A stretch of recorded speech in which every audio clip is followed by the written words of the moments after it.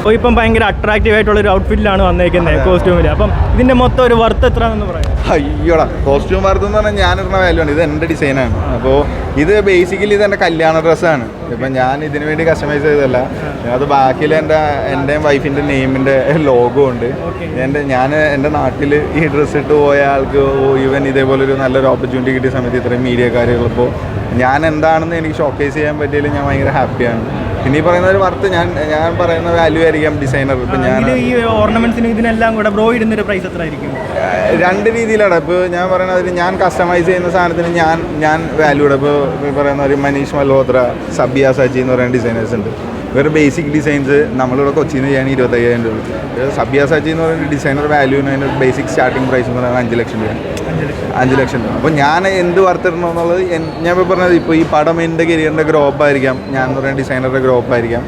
ആ ഗ്രോപ്പ് ചിലപ്പോൾ എനിക്ക് ഫ്യൂച്ചറിലേക്ക് ഞാൻ ഡിസൈഡ് ചെയ്യുന്ന കസ്റ്റമൈസിങ് വാല്യൂ എനിക്ക് ഇടാൻ പറ്റും. ഞാൻ അങ്ങനെ ഒരു ഡിസൈനർ ആവണമെന്ന് ആഗ്രഹിക്കുന്ന ഒരാളാണ്, ഒരു ഫേമസ് ആവണം. അല്ലെങ്കിൽ ഫിലിം എനിക്ക് എപ്പോഴും എൻ്റെ ഡ്രീമിലേക്കുള്ള പാത്വേ ആയിട്ട് ഞാൻ കണ്ടിട്ടുള്ളൂ. ഇപ്പം മഴക്കാലമാണ്, അപ്പോൾ ഈ വൈറ്റ് ഔട്ട്ഫിറ്റ് അപ്പം മെയിൻ്റെനൻസ് ഭയങ്കര ബുദ്ധിമുട്ടായിരിക്കും. മോസ്റ്റ്ലി ഞാൻ ബ്ലാക്കിലാണ് നടക്കാറ്. പിന്നെ എനിക്ക് ഈ സിനിമ ഞാൻ പറഞ്ഞില്ല, ലാസ്റ്റ് ഞാൻ ഇങ്ങനെയൊന്നും പറഞ്ഞൊന്നും സ്വപ്നത്തിൽ പോലും ലാസ്റ്റ് ഞാൻ ലുലുവിനൊരു ഡിസൈനേഴ്സ് റൗണ്ട് ടേബിൾ എന്ന് പറഞ്ഞൊരു ഇവൻറ്റിന് പോയി. അതിനകത്തൊരു സ്റ്റേറ്റ്മെൻറ്റ് പറഞ്ഞു. സ്റ്റേറ്റ്മെൻറ്റ് ആളുകൾ ചിന്തിച്ചത് ആ ക്യൂവിൻ്റെ. ബട്ട് അതിനകത്ത് ഞാൻ എൻ്റെ ഒരു സിനിമയ്ക്കാണ് 10 ലക്ഷം പറഞ്ഞത്. ഞാൻ ഒരിക്കലും പറഞ്ഞുള്ള 16 മുണ്ടിനാണ് 10 ലക്ഷം ആയിരുന്നത്. പക്ഷേ ആളുകളത് ചർച്ച ചെയ്യപ്പെട്ടു, ആളുകൾ എന്നെ നോട്ടീസ് ചെയ്യപ്പെട്ടു. എൻ്റെ സ്റ്റൈലിനെ കുറിച്ച് ആളുകൾ സ്റ്റേറ്റ്മെൻറ്റ് പറയാൻ തുടങ്ങി. അതിന് ഏകദേശം 1 ലക്ഷത്തിന് മേലെ ആളുകൾ എനിക്ക് ലൈക്ക് തന്നു. ആ ചെറിയ പ്രചോദനമാണ് എനിക്ക് ഇന്ന് ഈ കോസ്റ്റ്യൂം ഇട്ടിട്ട് വരാൻ തോന്നുന്നത്. പിന്നെ ഇത് എൻ്റെ ഫേവറേറ്റ് എൻ്റെ വെഡ്ഡിങ് ഡ്രസ്സാണ്. മിനിമം ഒരു 5 ലക്ഷമെങ്കിലും വരും. അങ്ങനെയൊന്നുമില്ലടാ, ഇത് രണ്ട് രീതിയിൽ ചെയ്യാം. ഞാൻ പറഞ്ഞില്ലേ, ഇത് നമുക്ക് സോഴ്സിങ്ങിന് ഇറങ്ങുമ്പോൾ നമുക്ക് ഇഷ്ടമുള്ള ഫാബ്രിക് എടുക്കാം. അത് എനിക്ക് അറിയാവുന്ന ഡീറ്റെയിലുകളാണ്. ഇപ്പം ഞാൻ സോഴ്സ് ചെയ്യുന്ന രീതികളോ ഞാൻ സോഴ്സ് ചെയ്യുന്ന സ്റ്റൈൽസൊക്കെ വേറെയാണ്. ഇപ്പം ഞാൻ ഇത് കംപ്ലീറ്റ്ലി ഇത് പറഞ്ഞു കഴിഞ്ഞാൽ ഇതൊരു റക്സിൻ ലെതറാണ്. നിസാര പ്രൈസുള്ളത്.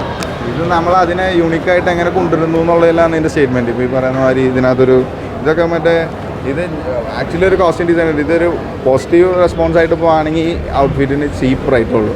അതായത് അതിൻ്റെ മെറ്റീരിയലിനുള്ള കോസ്റ്റ് അത് നമ്മൾ ചൂസ് ചെയ്യുന്ന പോലെയാണ്. നമ്മൾ എന്ത് ഫാബ്രിക് ഇട്ട് നമ്മൾ തയ്ച്ച് കഴിഞ്ഞാൽ, ഇപ്പം ഞങ്ങൾ സിനിമയിൽ വർക്ക് ചെയ്യുമ്പോഴായാലും ഈ ഫാബ്രിക് ഞാനൊരു ആർട്ടിസ്റ്റിന് കൊടുക്കുമ്പോൾ അതെങ്ങനെ ഇരിക്കും എന്നുള്ളത് ഞാൻ ആദ്യം പ്രീ ജഡ്ജ് ചെയ്യും.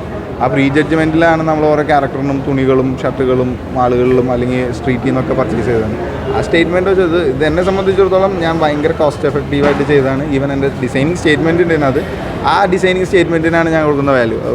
ഇപ്പോൾ പറയുന്ന ഇപ്പോൾ ഞാൻ പറഞ്ഞില്ല, സബിയ സച്ചി ചെയ്യുന്ന സെയിം വർക്ക് തന്നെ ഞാൻ സ്റ്റോറിൽ ചെയ്യാറുണ്ട്. പക്ഷേ ഞാൻ 5 ലക്ഷം പറഞ്ഞാൽ പോവില്ല അത്.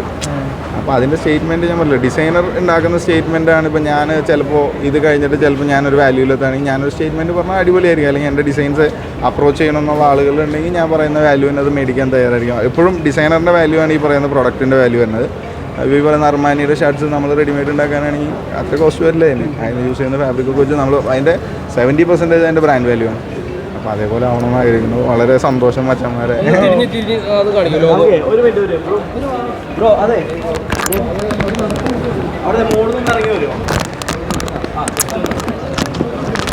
ഇവിടുന്ന് തിരിഞ്ഞാൽ മതി.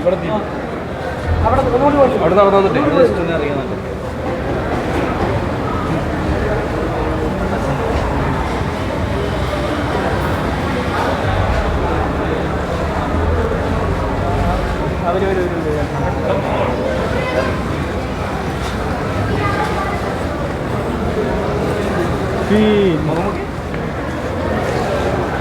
Okay bro, all the best for your future. അതെനിക്ക് ഫാഷൻ ഭയങ്കര ഇഷ്ടമുള്ളതാണ്. റാമ്പിലൊക്കെ കോളേജിലൊക്കെ ഒരുപാട് നടന്നിട്ടുള്ളതാണ്. അപ്പോൾ ഇങ്ങനത്തെ ഒരു ഡ്രസ്സൊക്കെ ഇട്ട് വരുമ്പോൾ അതിൻ്റെ എനിക്ക് കോൺഫിഡൻസാണ്, ഭയങ്കര കോൺഫിഡൻസാണ് ഇങ്ങനത്തെ ഡ്രസ്സ് ഇടുമ്പോൾ. ഞാനൊരു ഷർട്ടും പാൻറ്റും ഇട്ട് എനിക്ക് ഇത്രയും കോൺഫിഡൻസ് ഉണ്ട്. ഞാൻ ഡിസൈൻ ചെയ്ത സാധനം ഇടുമ്പോൾ അല്ലെങ്കിൽ ഇപ്പോൾ ഇങ്ങനെ നിങ്ങൾ വിളിച്ചപ്പോഴും എനിക്കൊരു നാണമില്ലാതെ പോയി ചെയ്യാന്ന് പറഞ്ഞാൽ എൻ്റെ ഡ്രസ്സ് അത്രയും ഷോക്കേസ് ചെയ്യുന്നുള്ളത്. ഇന്റർവ്യൂ ഉണ്ടായിരുന്നു, അപ്പോൾ കാണുന്നു വിചാരിച്ചില്ല. അതെ താങ്ക് യു. അത് നല്ല രീതിയിൽ എന്നെ രജിസ്റ്റർ ചെയ്ത് എനിക്ക് തോന്നുന്നു ക്യൂവിൻ്റെ ഇൻ്റർവ്യൂവിലാണ് കൂടുതൽ ആളുകൾ അറിയാൻ. കാരണം ഞാനൊരു 30 സിനിമ വർക്ക് ചെയ്തിട്ടുണ്ട്. അതിനകത്ത് നിന്ന് ഇപ്പോഴാണ് ഞാൻ ആരാന്ന് ആളുകൾ അറിയുന്നത്. അതിനകത്ത് ഭയങ്കര സന്തോഷം വെച്ചാൽ ഒരു ഭയങ്കര. ഓക്കേടാ, താങ്ക് യു.